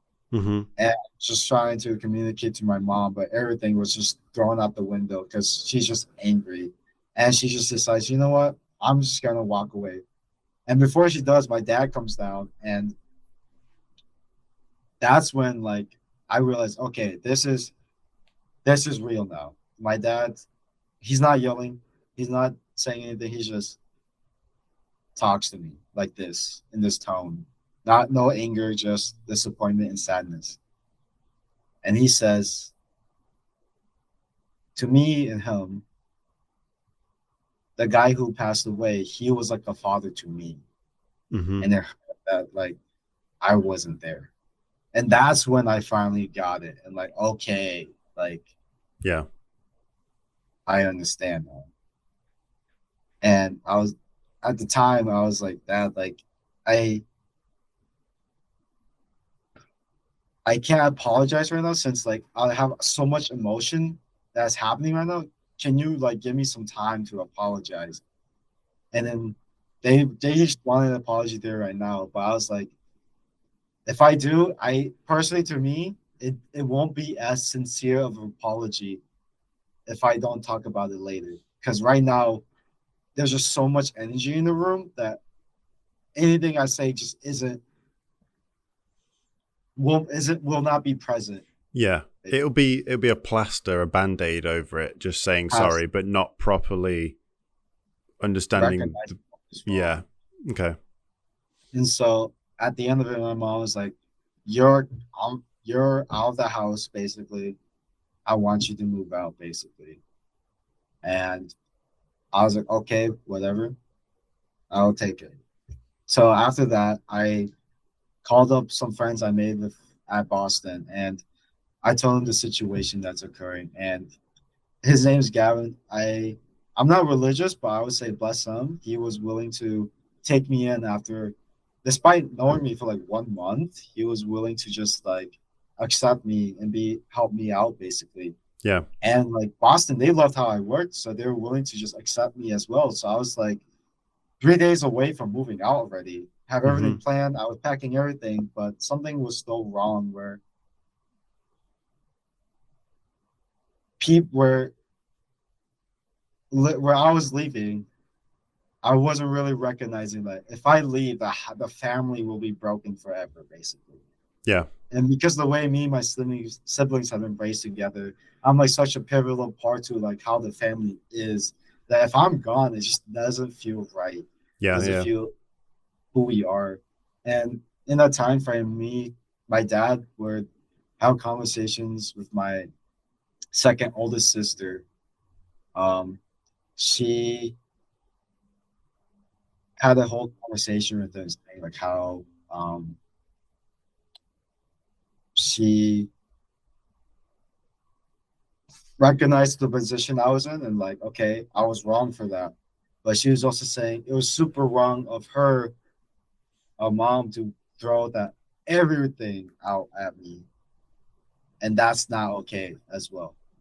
Because at some point you're just too angry. And my dad, at first he didn't understand it. He just started saying, like I was just like a bad person and just I deserve to go too. But my sister sat down with him and said, like, if you truly believe he was a bad person, like look at me, like, do you truly believe he's a bad person? You know? And she said, and if he goes too, think back when you were first an immigrant in this country. Your uncle who passed away, he took a chance on you when you were just homeless and alone out in the world. Do Mm-hmm. you want the same of Nia as well? And that's when my dad just sat there and realized, okay, like he doesn't want everything to go back to ground zero because that's not what he ever wanted. Yeah. And that's when he realized, okay, like something needed to be changed. Then I had a conversation with her again, with her instead, the next day on this walk in the morning, where she said, I don't have to forgive my mom or anything, but she needs to understand, like, she has to try to fix everything in this. household where whenever there's a problem, she has to fix it. And she started breaking down saying like she can't fix it this time and she doesn't know what to do. And that's when like in my heart I'm like, I need to fix this. I realized leaving the house should have been my last option, not my first option. Yeah. Then the next day over, I was like, okay, you know what? I'm just gonna go up to my dad and just apologize and not like expect anything in return. There are no expectations. So I go downstairs. My dad is overworking as usual. And I say, Dad, can we talk? And like my dad's trying to be normal, but I was like, oh no, no, no, let's just go inside. But I'm like, Dad, like right now, Have a let's just conversation. talk. Yeah. Let's just talk. And he has bad English too, so it's just like kind of hard to communicate. um, but in this moment here, I was like, Dad, like I didn't realize how much he mad at you and how he was your dad, and I'm sorry that I wasn't there. Mm-hmm. And I thought it would be over by then. My dad is an emotional guy and very self-reflectory at the moment that I thought. And out of everything that I expected, he started to apologize as well. And I just didn't, I was surprised. You know, I always built up these walls against him. Like, there's no way he would be able to do this. And he just did it right here. He Mm-hmm. started saying, you know, I'm sorry that I wasn't there for your graduation. I'm sorry that I wasn't there when you grew up, but I'm here now. And then he starts saying, you know, when he grew up when he had to be an immigrant in America, he had to graduate as well, and no one was there for him too. And he started to break down, and I started to break down, and that's when like we both hugged each other from that. Mm-hmm. And that was the first time I ever felt like his son, and like Wow. he felt like my dad, and like it was like the first hug that felt like it was the warmest hug I've ever had. Mm-hmm. It was the greatest cry ever, and um ever since that moment, me and my dad have been like close now because it's just like there are no walls, no faces. It's just we can exist with each other finally for once. Yeah. And in that moment, my dad's like, okay, now go apologize to mom now. I'm like, okay, dad, hold on. One step at a time. One step at a time, please. Yeah. I do agree to some extent. I would love to, but the only thing that's stopping me is like I didn't go down this insane level that was unrecognizable. That was like saying insanely hurtful stuff. Hmm. And I'm like, I think for once in this moment, like she kind of needs to come up to me about this, not the other way around. And so later that night, I come out of my room and I look at her and like she looks back at me, but like she had like a very big, like angry face at me. But I know she wanted to talk about it, but I could tell she was still hurt about it. Yeah. And I got scared and I looked away and I walked away. And to this day, I never got to have that conversation with her. But if even then, I would say like I forgive her 90%. I Mm-hmm. think it's just the last 10% is just like that still weighs down to this day. But I I'm okay, you know, love her still. It's just it's really hard to love like the hard parts about her, if that makes sense. Yeah. Yeah. Yeah. So there was never a full resolution. With her, sadly. I wish there was someday, and I hope so in the future. But in this time frame, it was just like I'm finally gonna stay at home.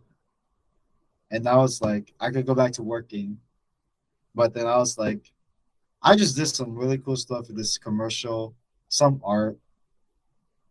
I think I need to like Hail Mary and try something. Mm-hmm. Just try something. And I was like, you know what? Let's go back to Bethany and do graphic design. I don't know what's in store for me. Mm-hmm. Um, and like re-explore esports a little bit again Yeah.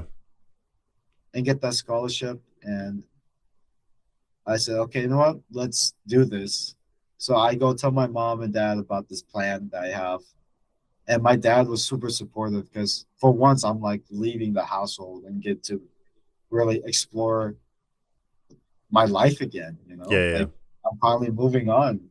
And but my mom, because we never had that resolution, she was still angry. And so when she heard me say this, she just started saying, you know what? I think you're just trying to run away. I think you're gonna fail. And I was done with arguments. I was over it. So I said, okay, that's if that's how you feel, okay. Yeah. Because there's no point anymore in arguing. And I did I know I put that down into me where like I was like, I'm not gonna let this affect me and stuff. But realistically, it was really weighing down onto me Yeah. Yeah. when I went to Bethany. So when I first started to drive out of Bethany, I felt like a caged bird that was finally released. And like as I was leaving, all my siblings were saying goodbye. And I just started like sobbing like crazy from the driveway all the way to Bethany. I was like, oh my God, this is Yeah. so weird What we're to doing. finally Yeah. leave. And coming back to Bethany, it was just like, wow, this place hasn't changed a single bit. But you've lived It so was much like life. You've lived so much life, but this is just the same. Yeah. so much has happened now. It's just like I was a different person coming back, and it was just like, wow, like who am I now? And like, well, I kind of figured out who I am now. And it's just like I got back here. I'm like, wow, all my friends are seniors now, and I'm just a sophomore now. It was weird, but Yeah. like the best part was like, okay, I like surprises, so I didn't tell any of them I was coming back. So they heard nothing over what was happening for the past 2 or 3 years. And then I find a room, and I was like, I'm gonna surprise them so badly. And my friends, for some reason, they were talking about drugs for some reason. So when I knocked on the door, they thought there was an RA that was gonna catch them right-handed. But I opened the door, I was like, "Hey guys!" And they were like, "What? What's going on?" And it was such a great reunion, and it was it was great, and it was just like finally like, okay, I'm at Bethany now. Let's like this one year is like a litmus test to see if I could actually be like in this program Yeah. basically. And it was so much that was like expected already. I get in there, I'm just taking notes because most I didn't realize like most students at my age that was going into it just never took notes for some reason. I was just like, what? Like paper post-it notes. It's confusing me. Yeah. So I already set myself differently. And then we had to go make this red eye film, and basically you had to make a movie in 1 week. And I only had like commercial experience, like that fake fun Yeah. commercial Yeah. experience, and like I couldn't believe like I was gonna have to make a movie in a week, and like ended up being one of my most favorite memories of that year. Like working with other people who are invested and want to like do this was like the weirdest experience ever. And for the first time ever, other than my family members, these people that I don't even know gave me 110%. And that was the first time ever. And that was like a moment, like that pivotal moment in creativity, like in creation. Like, wow, like I love this. I Yeah. love being part of a team that like that has just as invested that wants to like over exceed, do more than they should. I was like, I love all of you guys. Like, I want to keep doing this. And then spring semester comes over, and then my preference. I'm in drawing class. Sorry, I'm in drawing class. Yeah. Yeah. I finally picked up the pencil after stopping drawing. I was like, okay, I don't feel confident in this at all. But like, let's just do it. Yeah, Let's yeah, yeah. just and then learning to be comfortable with like people watching how bad your drawings are, being comfortable with like learning to fail with your strokes, being comfortable being like not in your comfort zone was like, wow, like I get why people love art. And like Mm-hmm. it was so interesting to me that I was like, damn, what if like I do graphic design as a major, media arts as a major? What if I do studio art as a major as well? So I was like, I talked to my new advisor, like, hey, can I like triple major? And he was like, I don't know, man. I don't know if that's realistic, to be fair, you know. Then I was like, I was so pumped. I was like, no, I gotta do this. And there's a thing called professional practices where like you have to get introduced to the art program by like many different professors Mm-hmm. in the art program. So I got to meet all of them personally. So it was super fun. Yeah. But there was an issue where they had to do a portfolio review to accept whether or not you'll be in the program, basically. Yeah, yeah. And I only had like technically one semester of like work. And I was just like, yo, I don't feel really qualified already. You're supposedly get this in your second year, but because I major changed and after 2 gap years, it was just like, I don't know if it was fair or not. But I was like, I still had to do it. Yeah, So yeah. it was, you have to do it in April. But some part of me, a lot of anxiety started to rise up where I Mm-hmm. wanted it to be so perfect.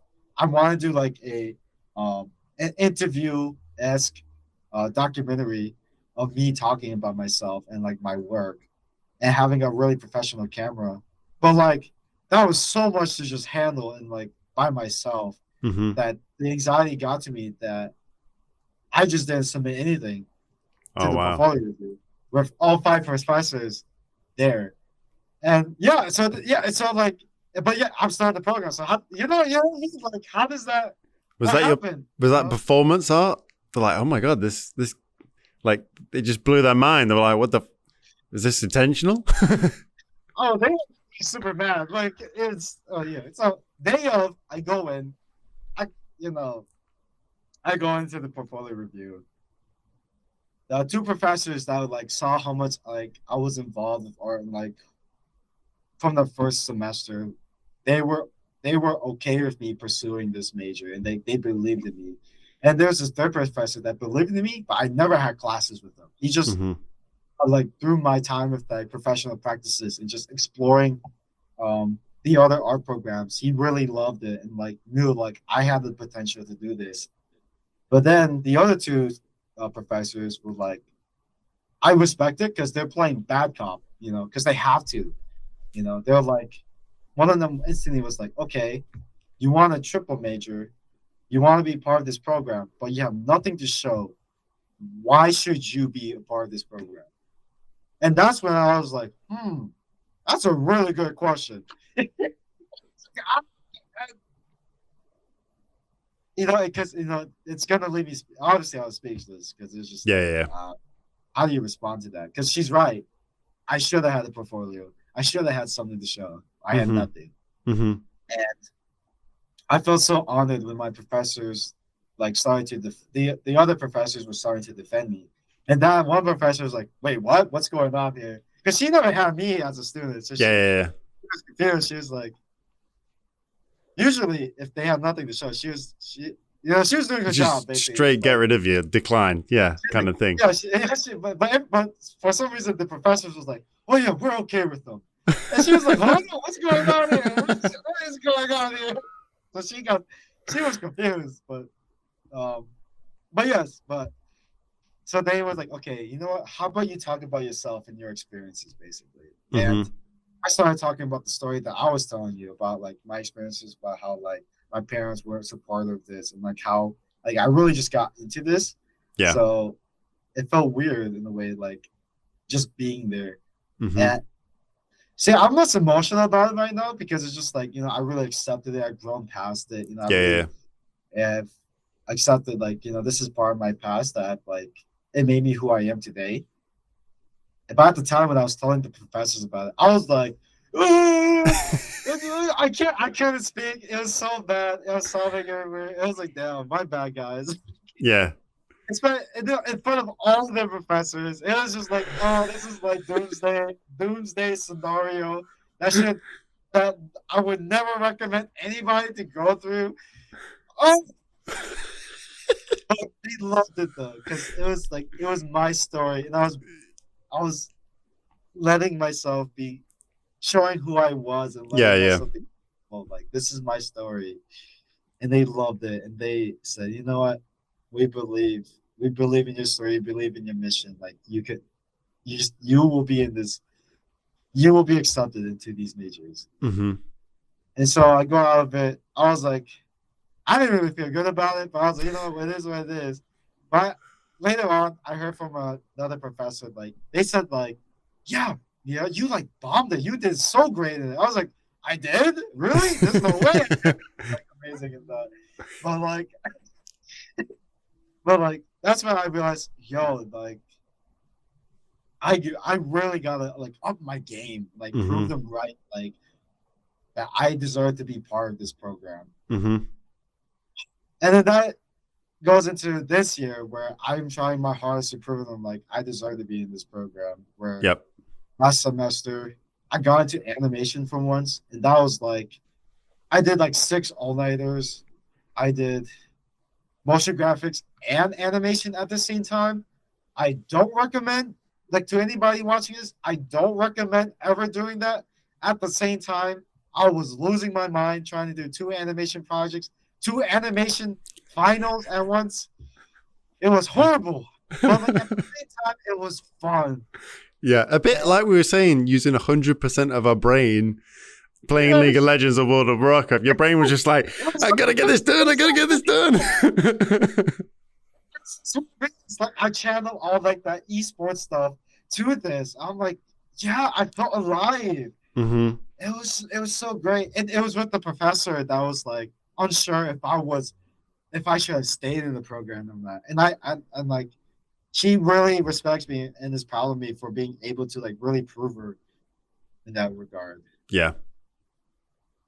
And yeah, but that was last semester, just like falling in love with art and like learning to be a beginner with art and Yeah. Yeah. realizing, I feel like school has a tendency to treat learning as like a slope like this. Mm-hmm. And I realized what I love about art is like how you actually learn is like this little like S curve wave Yeah. that Yeah. Yeah. comes in waves. A And roller it's coaster. so It's like beautiful. just Like, constant wave of like, oh, I'm getting it. Oh no, this isn't my way of doing it. No, this isn't like yeah, yeah. it's a constant exploration, isn't it? And it's so beautiful because sometimes it's like, wow, what I put out there was so bad. And it's just like, now it's like, I could do so much better now. And this, you have to learn to love the worst parts of yourself and the best parts of it, and learning to make sure they work together. And Mm-hmm. that's how you reach flow state. And Mm-hmm. I just found it so beautiful. Like, man, I really wanted to do all these majors. But after that animation stuff, I realized, yo, like, I don't think I can actually triple major as I thought I would. Right. And I had to, like, sit down with myself and be realistic. Like, okay, like, I gotta do 2. Mm-hmm. I'm gonna do graphic design and media arts in animation specifically. Yep. And that's when I realized, okay, like, I gotta really harness this mentality. Like, how can I actually be good at this? And so so in one of the motion graphics class, like, I was doing sketchboards, like of a animation project, and I realized it was horrible and it was bad. And then I kind of had like a mental break, like in the middle of class, like, oh my god, this is like, I don't know if this is actually something I can actually feasibly do. So I ran out of class for 30 minutes. I Luckily she believed in me. It was like, oh yeah, I'm just gonna go relax, like, I'll be in the bathroom. I was like, no, I'm gonna go outside and sit out there, like really contemplate, like, is this really, I think all artists should do this and sit with themselves and say, like, is this like, I'm gonna look at the camera, is this really something you really want to do? Like, it's just something like, can you like, I know you want to do it, but like, how much do you want it, basically, you know? And I had to like yell at myself, like, do I want this? Do I want this? This? I don't know. And then I said to myself, like, I, I, I've been, my mom made me pay rent. She was gonna kick me out. I've had so many. My parents were around. I had to, my parents were there for graduation. I had to figure out who I am as a person, what it means to be Hmong American, what does it mean to be so many these things, like an esports player, a creative. That I Mm-hmm. sat there, you know, I don't know if I should quit, but all I do know right now is to just try, Yeah. because everything that I just experienced is so much more heavy than all the work that I'm gonna do here for this animation right now. Yeah. Yeah. So Yeah. let's just do it. And then this semester is when I met Tyler, basically. Right. Okay.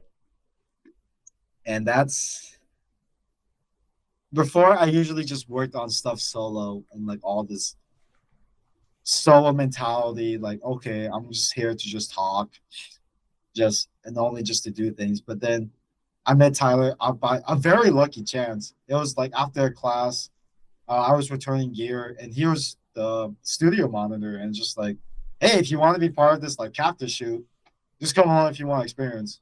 And I was just like, okay, I'll come. I was like, okay, I'll come.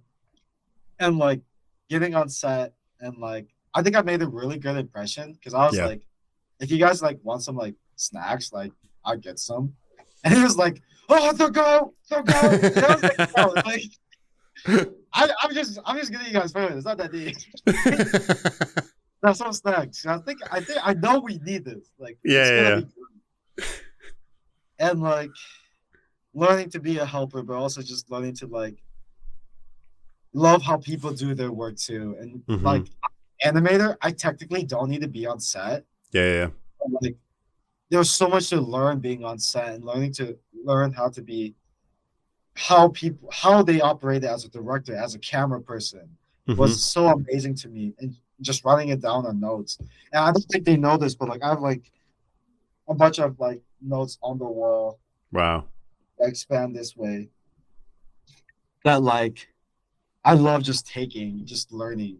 Mm-hmm. And So you appreciate other there, creative processes and just love and immersing yourself in them, learning about them, viewing them, watching them. Yeah, I'm the same. I'm the same. I get hypnotized by it, watching other people do their creative process, following their passions, etc. So I know how you feel. It's definitely yeah. something that I get hypnotized by as well. And it was weird because it was like on campus, Tyler was just known as like that guy who was like who loves making movies with his brother as well. Mm-hmm. And it was just like it felt like there was like a barrier in a way that I think a lot of underclassmen feel like, oh my god, these upperclassmen, I can never surmount with them. I'm like, oh, I was about to say something bad. I could not, I they we place these barriers until Mm-hmm. we actually meet the person. And I Yeah, yeah, realized, oh, Tyler's just a dude. yeah, yeah. It's just so funny.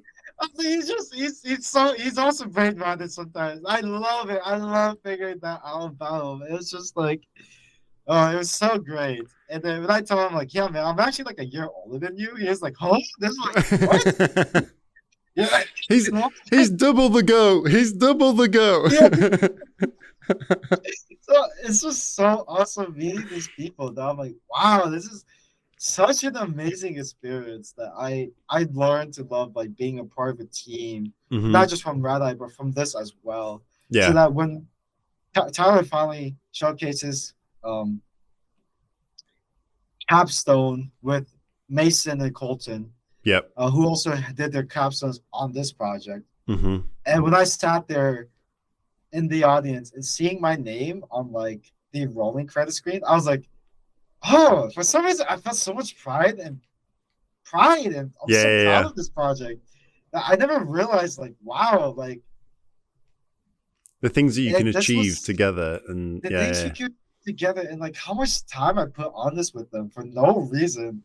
It was so awesome that I'm like, I kind of miss it. Yeah, I yeah. kind of miss it. Like, Well, Tyler said that himself. He's like, he's always done and played around with making films and small movies and short videos, and it's just finish one. It's like, what's the next one? It's always chasing like, what's the next creative thing? Because I just love the process of doing it. Like doing it is what I love. And again, I imagine when Tyler's doing it, he's using some form of 100% of his brain. He's like, he's in there in the moment. Camera's going to be here. People are going to be over there. Oh, what's a new creative idea that's coming into my brain right now? And yeah, it's just living and being immersed in the thing that you're really passionate about. So yeah. And this kind of thing is I love talking to people. I love learning stories. I love telling stories.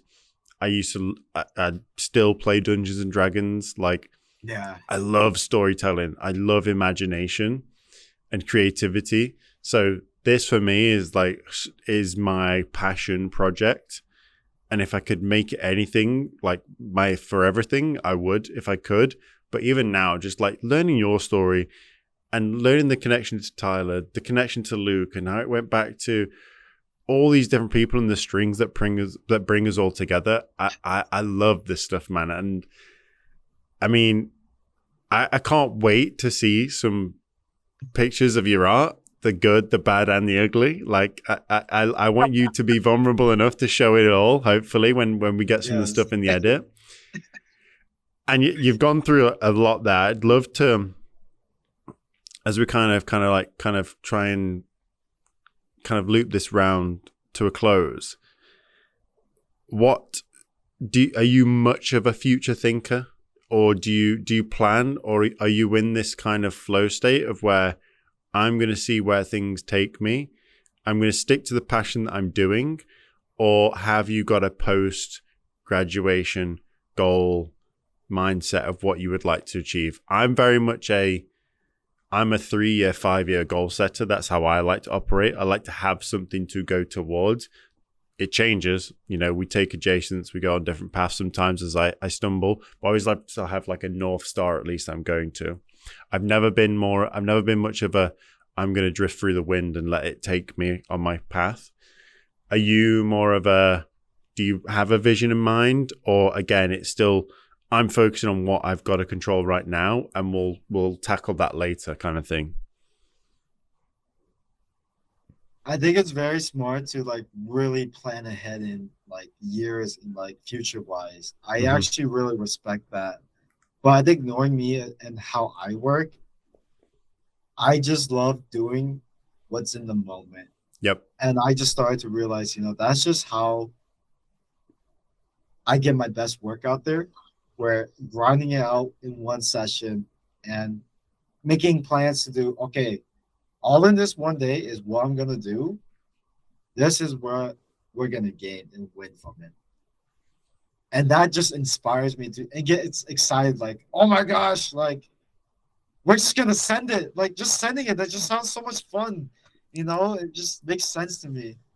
And I'm getting better. I'm trying to get better. I'm making plans, but I realized, like, there's a beauty in just trying to live in the moment that I think really helps us like be okay with who we are, because I met so many artists in this semester or this year that kind of gets too scared by thinking too much about the future. Yeah. It really controls them. And I'm like, I think it becomes anxiety inducing and dulls the creative capabilities because your brain capacity is too pulled away worrying about these other things that you can't be fully in a flow state and enjoy. Exactly. Everything. And I think I want to say set that back. I'm saying like put that out there, but also be willing to accept the side of you that's willing to just exist. Yeah. So that together you guys could like that beauty could make something wonderful, if that makes sense. Mm-hmm. Yeah, sorry, I talked so much there. It honestly, I I love this conversation. We've got so many similarities in terms of interests. Maybe not background and growing up, very very unique.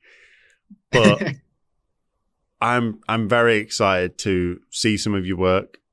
When do you graduate this year, or have you got next year? Next year. Okay, so there's still some time left.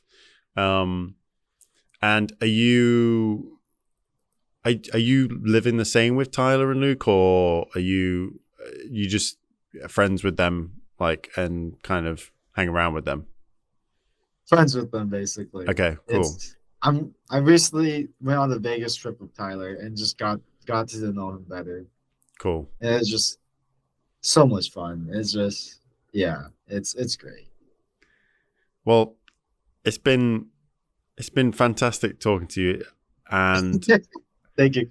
I think there's so much more we could learn. And in all honesty, Nia, I'm hoping to bring out another channel at some point where it can just be more that off the cuff conversations and digging into topics. So, yes. I'd love to dig into more of the art and maybe something like that later down the line and stay in touch. But as we know, hopefully, no pressure to say now, but I'm looking forward to seeing how this journey in season 2 ends and who you want to bring on as the 6th. We can have discussions offline and kind of discuss that, but I'm looking to, from your story and how just intense but exciting and the ups and downs, like it's such a vivid story. I'm excited to figure out and find out who the 6th person is going to be in this string of people and stories and lives that have been weaved together. But yeah, as I like to do at the end of these, I think you do have a lot of wisdom for the age that you are. So I either give the opportunity to give the audience a final takeaway, or, as I've been recently saying, give them a challenge. You can choose whichever you want to do. Either challenge them to something that you've learned and challenge yourself on, might be useful for the audience, or you can give them a hint of Nia wisdom. So I'll say this here. I just started drawing a year ago, and I realized I'm a bit of a generalist at the moment, where like I put myself in too many areas, so I'm not as specialized as much as I need to be, which is a bit of a problem.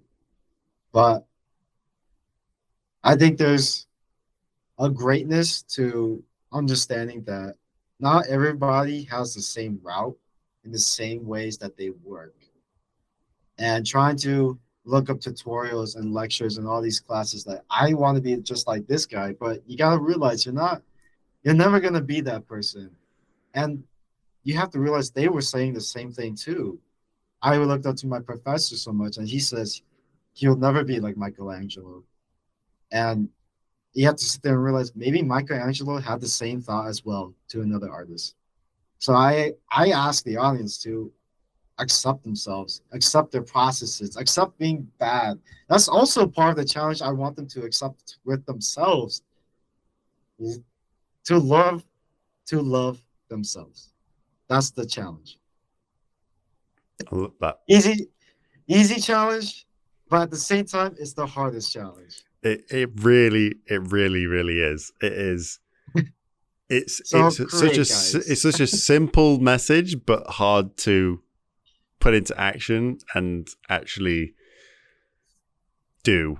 Is doing that, being vulnerable, be comfortable with being bad, and the story of a lot of the stuff that you talk about, and that kind of finding your process is a lot of exploration. And exploration comes with dead ends. It comes with low moments, and it comes with high moments. So yes. Exploration is definitely something that we all need to embrace.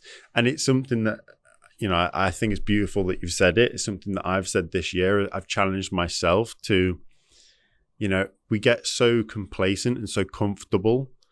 Like when you go to a restaurant, I always order calamari. I always order like a pepperoni pizza. It's always the same stuff.